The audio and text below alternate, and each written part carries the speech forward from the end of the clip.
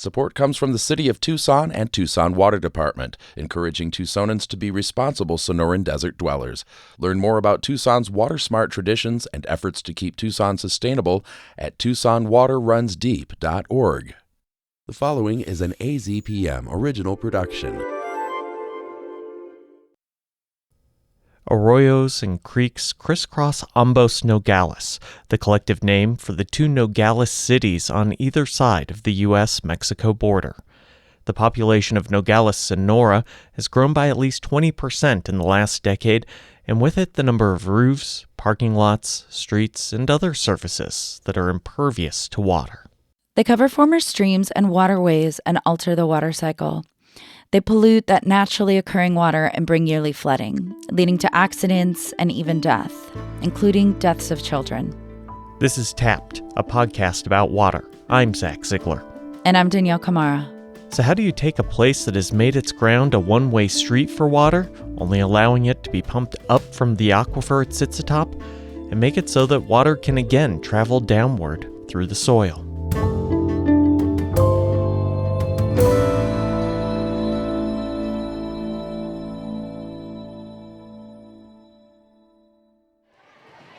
Danielle takes it from here.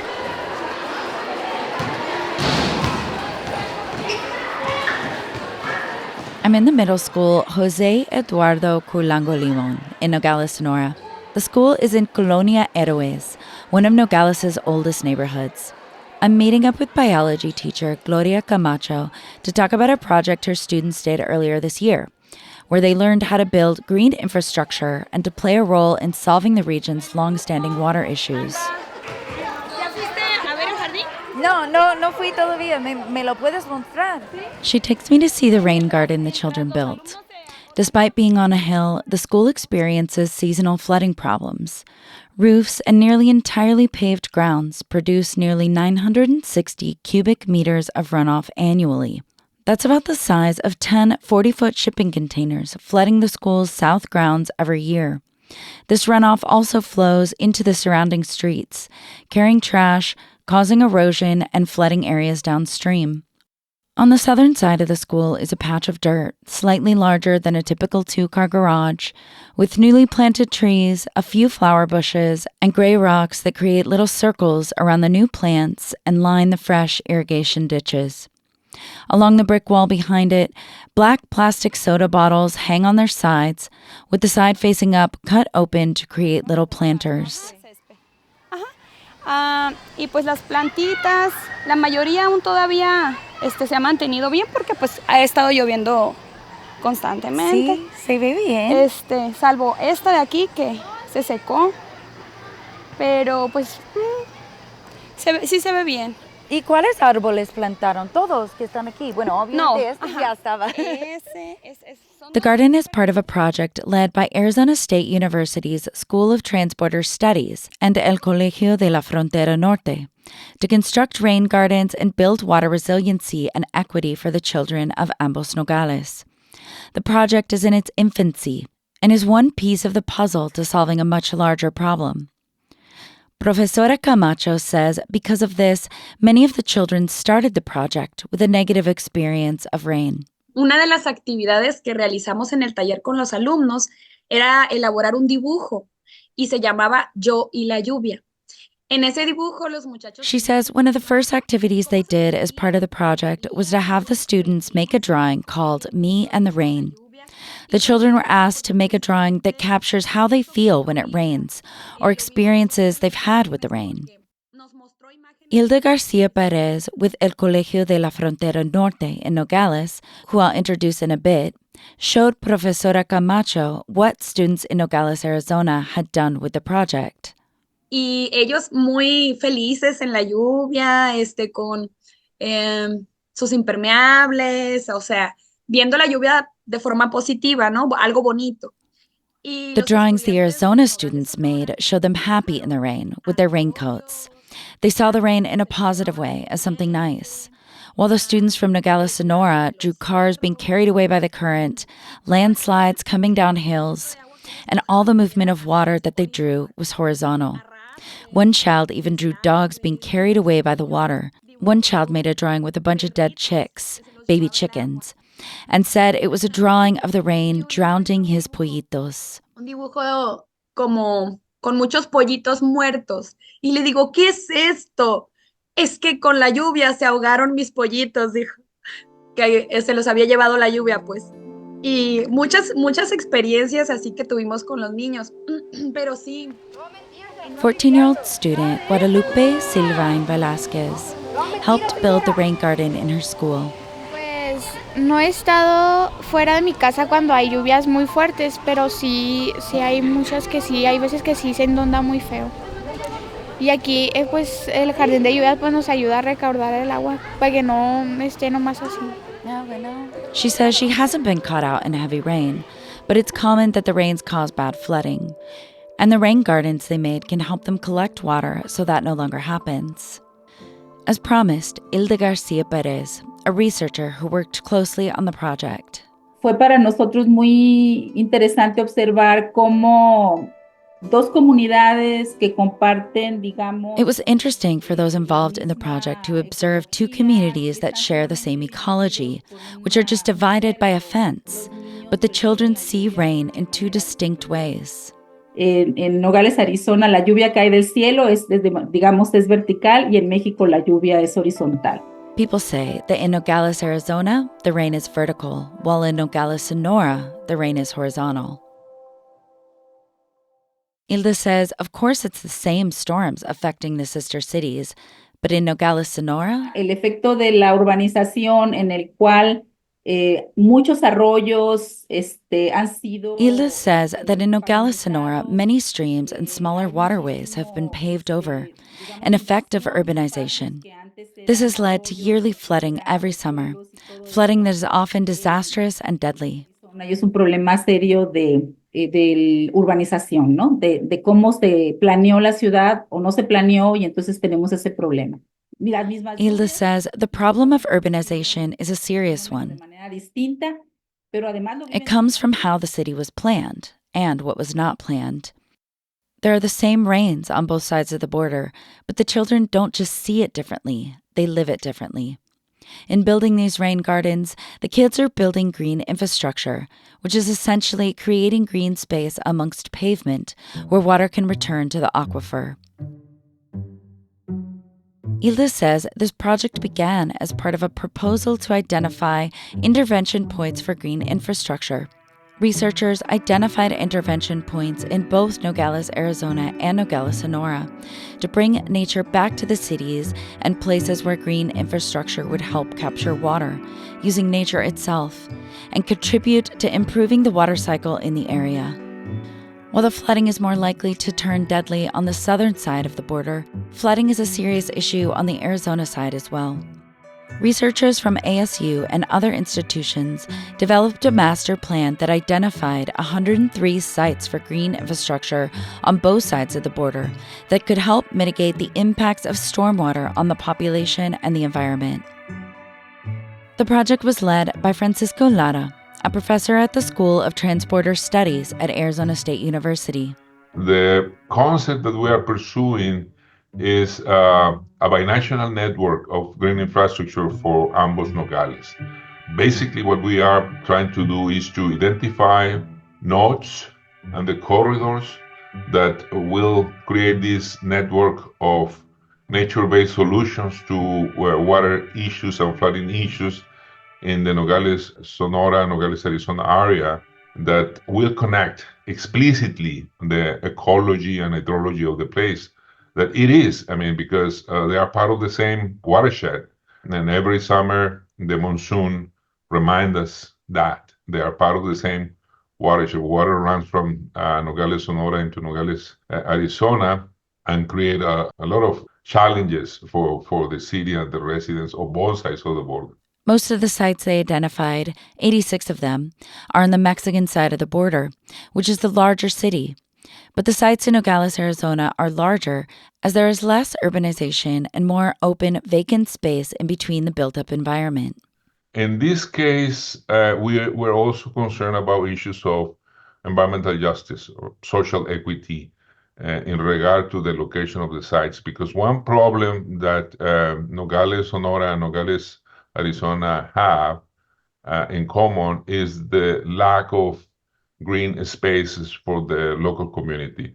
He says one of the criteria used in choosing the 103 sites was places that lack green space, such as neighborhood parks and trees. In that way, building green infrastructure is addressing multiple needs at the same time. Why don't we incorporate explicitly the idea of bringing green space to communities that lack that space? He says the school project is an individual, small-scale intervention.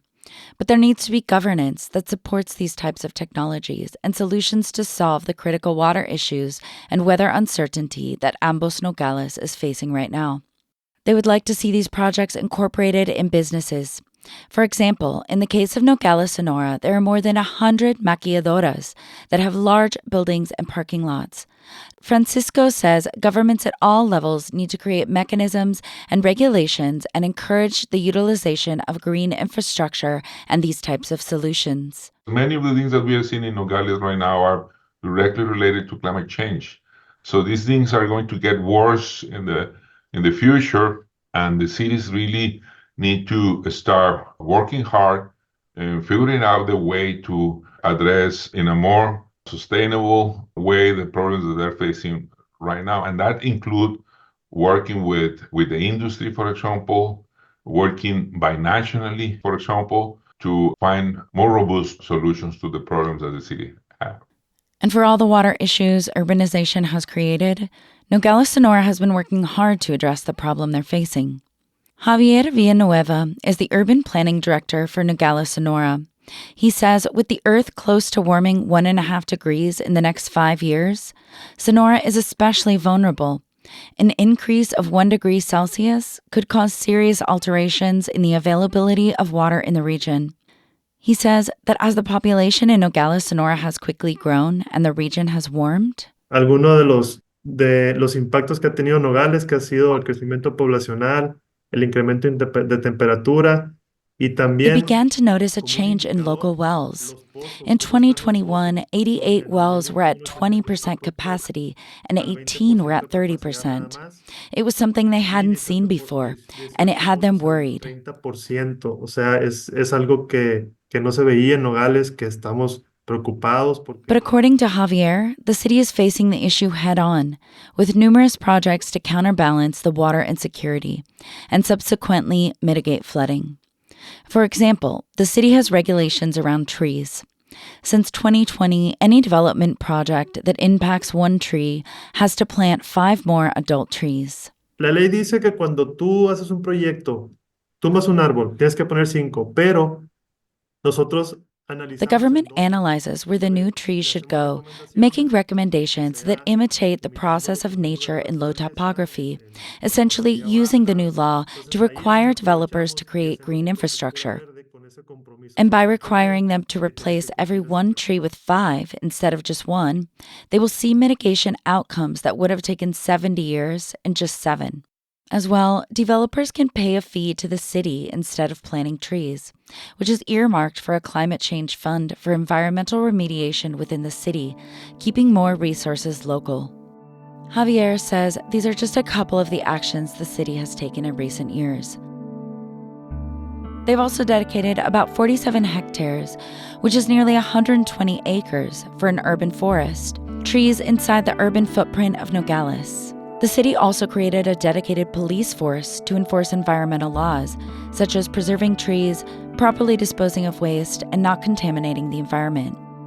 que el futuro del agua está en su reuso, entonces por eso nos decidimos también con todos los datos que teníamos mandar esos recursos a tener planta tratadora.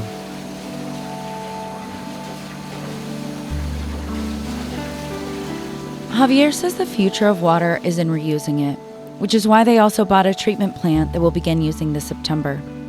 The 44,000 liters a day the plant will produce covers 35% of what they need for water to public parks and plazas, as well as the new trees that are coming from the 5-to-1 tree law. Developers were waiting for this new water source to plant the 5,200 trees already pending. And the city has plans to buy 2 more plants once they have sufficient money in the climate change fund. I asked Javier if they're doing enough to maintain water levels into the future. Esperemos que sí. Ya sabemos, ya. He says he hopes they're doing enough. The discussion now is about adapting to climate change, because they already know they can't return to the past temperatures and rain cycles. The more individual people do, the faster and better we are going to adapt collectively. He says this is the message they always convey. After the break, we take those lessons back to the schoolyard. The candidates for November are set. I know Donald Trump's type. Between now and Election Day, we are not going back. A campaign season unfolding faster. Kamala Harris is not getting a promotion Than any in recent history. Make America great again. Follow it all with new episodes every weekday on the NPR Politics Podcast. This is Tapped, a podcast about water. I'm Zach Ziegler. We now head back to Nogales, Sonora, and Danielle Camara's story.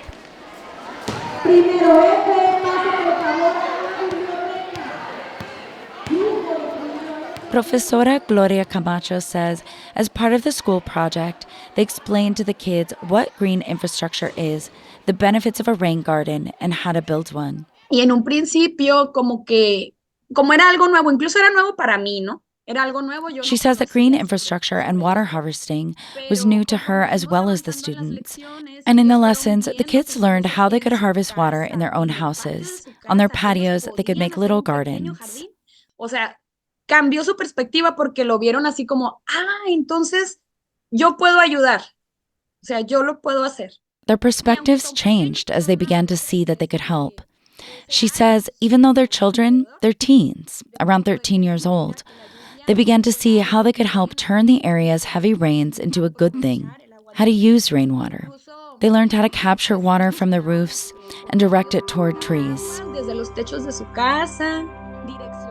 They began to see themselves as little architects of sorts. Entonces, sí cambió su perspectiva. Empezaron ellos como que hasta se sentían arquitectos, vamos a decir.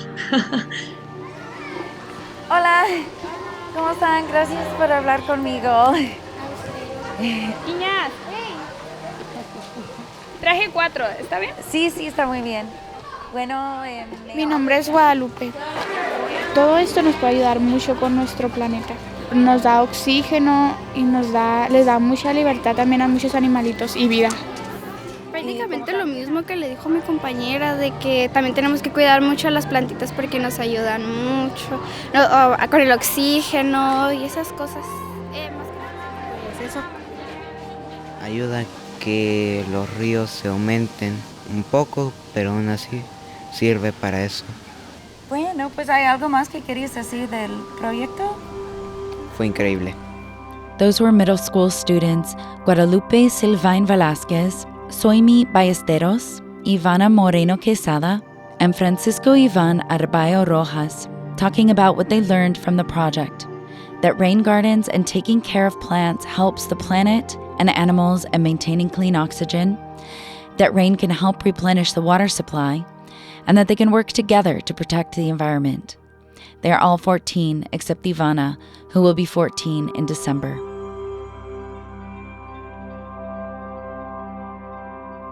I asked Gloria if she thinks that her students will bring what they've learned about green infrastructure and water harvesting home and teach it to their parents.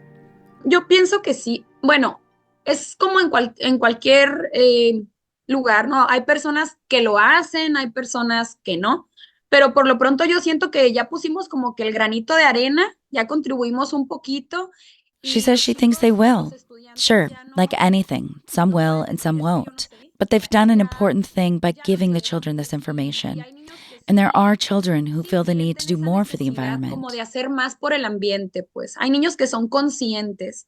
No todos lo son, claro, ¿verdad? Pero yo pienso que sí va a marcar una diferencia. If the work continues, it will make a difference. Gloria thinks it's important that they do this project every year with all future generations so that they understand the importance of green infrastructure, green space, and water harvesting. And the children were empowered by being taken into account on this important issue. Javier, working on urban planning for Nogales, helped with this project and trained the teachers. les enseñé a los maestros y les dije a los maestros que le dijeran a sus alumnos que aquí a veces dejan unos In patios muy Nogales, it's chiquitos common that atrás, houses have atrás de la small casa, backyards, patio about 3 by posterior, 3 que meters. son a veces When a de family 3 starts por 3 doing well, metros. the first thing they do is pour Y lo concrete in the que en yard cuanto le and va put in bien a a la drain that familia, lo sends the primero que hacen water es that echar pools on the echar concrete concreto, out into the poner una street, coladera which can y cause mandar health al risks, drenaje el agua carry que viene trash de into aquí. the streets Entonces and the eso water supply, produce and become problemas an issue for sanitarios the porque se entire evapora. area. Entonces eso es lo que yo capacité. ¿Cómo podemos en nuestra casa quitar ese concreto o no echarlo o hacer Javier un told the jardín, teachers to talk to quitar their el agua students ahí, about how they can darnos remove un that poquito de concrete agua or not de pour it la in the que va first a los place, arroyos y how to causa make a tantos garden muertes and y capture the tirarnos a la water there, basura. and that Y en way eso they're capacité yo retaining a a los bit of the alumnos. water that floods the Y streets les and dije que causes so many hicieran eso. problems and deaths. Researchers with the project estimated that in the school's rain gardens, they're retaining 7% of the water that the schools produced. All that water that runs off the roofs and solid surfaces and isn't absorbed into the ground. I asked Javier about the significance of what I assumed was a small portion. Cualquier logro yo lo aplaudo. Cualquier logro yo lo aplaudo porque así es como vamos a mejorar y cambiar esa mentalidad y premiar a los que sí lo están Javier haciendo. says he applauds the achievement and will applaud any such achievement, no matter how small, because that has had to change mindsets and reward those who are making a difference. Even if people were capturing just 2% of their water, and that was replicated in each household, that would add up to a much larger amount. No es suficiente porque son muy poquitas, o sea, hablando ya He says globalmente, that in the big pues son picture, solo 7 of nada más course, alumnos 7 del rain gobierno de la gardens in 7 escuela. schools won't make a notable Obviamente no difference. se va a ver, But if that is no lo vamos a replicated, ver. and if the Pero si government lo works vamos on replicando projects cada like vez y what they're nosotros beginning in como gobierno lo Nogales, hacemos it will make a en difference over estos años time, que and it will get tengo, better and better. vamos a ir haciendo And la he won't diferencia minimize cada any vez effort mejor y toward cada vez that. ir On the mejorando. contrary, he applauds it Eso es lo and que yo holds it creo, up as an que example for cualquier others. esfuerzo nunca lo voy a minimizar, sino al contrario, aplaudirlo y incentivar y ponerlo de ejemplo y que más gente lo haga. Javier says we all need to enhance our environmental knowledge, and he is learning himself. He says the truth is that we never stop learning, and what we know now can change. Maybe we will look back and see we got something wrong, but we have to start. We have to start working on it.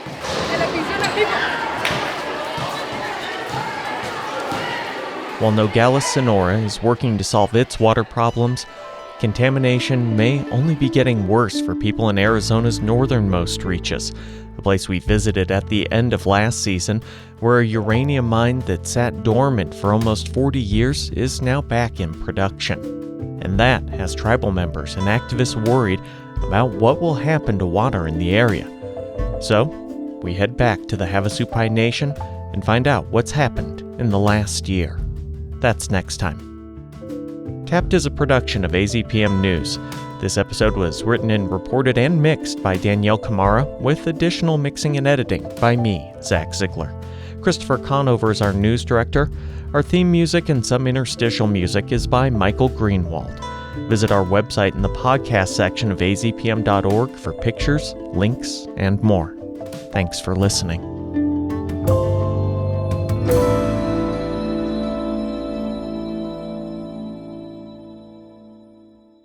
Like this podcast? Your support makes AZPM original productions like this one possible. Donate at azpm.org/give. Support comes from Central Arizona Project. CAP employees are dedicated to maintaining the reliability of CAP's infrastructure for delivery of Colorado River water to central and southern Arizona. Learn more at knowyourwaternews.com.